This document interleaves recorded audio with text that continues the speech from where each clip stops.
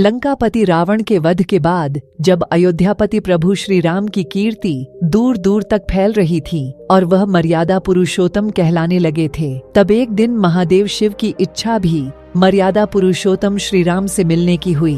पार्वती जी को संग लेकर महादेव कैलाश पर्वत से उतरकर अयोध्या नगरी के रास्ते पर चल पड़े।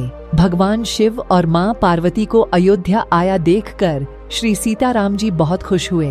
माता जानकी ने उनका उचित आदर सत्कार किया और स्वयं भोजन बनाने के लिए रसोई में चली गई। इस बीच भगवान शिव ने श्री राम जी से पूछा, आपके सेवक हनुमान जी दिखाई नहीं पड़ रहे हैं। श्री राम बोले, वे बगीचे में हैं। शिव जी ने श्री राम जी से बगीचे में जाने की अनुमति मांगी और पार्वती जी का हाथ थामकर बगीचे में आ गए। बगीचे की खूबसूरती देखकर उनका मन मोहित हो गया। आम के एक घने वृक्ष के नीचे हनुमान जी दीन दुनिया से बेखबर गहरी नींद में सोए थे और एक लय में खर्राटों से राम नाम की ध्वनि उठ रही थी। चकित होकर शिव जी और माता पार्वती एक दूसरे की ओर देखने लगे। माता पार्वती मुस्कुरा उठी और वृक्ष डालियों की ओर इशारा किया। राम नाम सुनकर पेड़ की डालियां भी झूमने लगी थीं और इनके बीच से भी राम नाम उच्चारित हो रहा था। शिव जी इस राम नाम की धुन में मस्त मग्न होकर खुद भी राम राम कहकर नाचने लगे। माता पार्वती जी ने भी अपने पति का अनुसरण किया और अपने कोमल पांव थिरकाने लगी। शिव जी और पार्वती जी के नृत्य से ऐसी झनकार उठी कि स्वर्गलोक के देवतागण भी आकर्षित होकर बगीचे में आ गए और राम नाम की धुन में सभी मस्त हो गए। माता जानकी भोजन तैयार करके प्रतीक्षारत थीं, परंतु संध्या घिरने तक भी अतिथि नहीं पधारे। तब अपने देवर लक्ष्मण जी को बगीचे में भेजा। लक्ष्मण जी तो स्वयं को श्री राम का सेवक ही मानते थे। अत बगीचे में आकर जब उन्होंने धरती पर स्वर्ग का नजारा देखा तो खुद भी राम नाम की धुन में झूम उठे। महल में माता जानकी परेशान हो रही थी कि अभी तक भोजन ग्रहण करने कोई भी क्यों नहीं आया। उन्होंने श्री राम जी से कहा, भोजन ठंडा हो रहा है, चलिए हम ही जाकर बगीचे में से सभी को ले लाएं।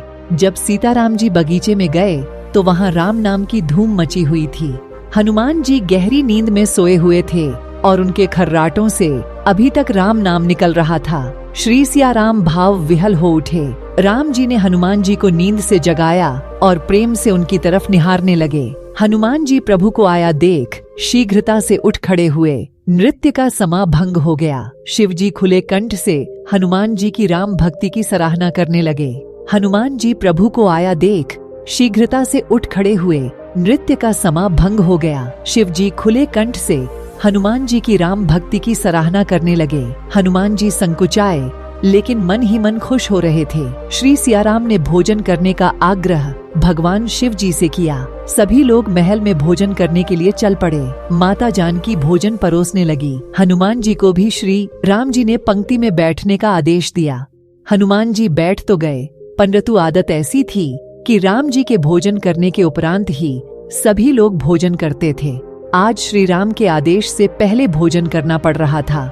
माता जानकी हनुमान जी को भोजन परोसती जा रही थी, पर हनुमान का पेट ही नहीं भर रहा था। सीता जी कुछ समय तक तो उन्हें भोजन परोसती रही, फिर समझ गई इस तरह से तो हनुमान जी का पेट नहीं भरेगा। उन्होंने तुलसी के एक पत्ते पर राम नाम लिखा और भोजन के साथ हनुमान जी को परोस दिया।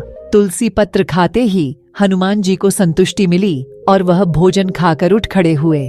भगवान शिव ने प्रसन्न होकर हनुमान जी को आशीर्वाद दिया कि आपकी राम भक्ति युगों युगों तक याद की जाएगी और आप संकट मोचन कहलाएंगे। संकट हरै मिटै सब पीरा, जो सुमिरै हनुमत बलबीरा।